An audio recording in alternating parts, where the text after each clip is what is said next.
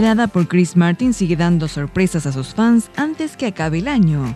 Miracles es el nombre de la canción original con la que Coldplay le puso sonido a la nueva película dirigida por la hermosa Angelina Jolie llamada Unbroken. Dieron a conocer el audio oficial de la canción. From up above I heard the angels sing to me these words. And sometimes in your... Esta Navidad llegará al cine la película de Jolie, una historia basada en la vida de un atleta olímpico estadounidense que fue apresado por los japoneses durante la Segunda Guerra Mundial y que sobrevivió a un accidente aéreo. Oh, now I'm floating so high.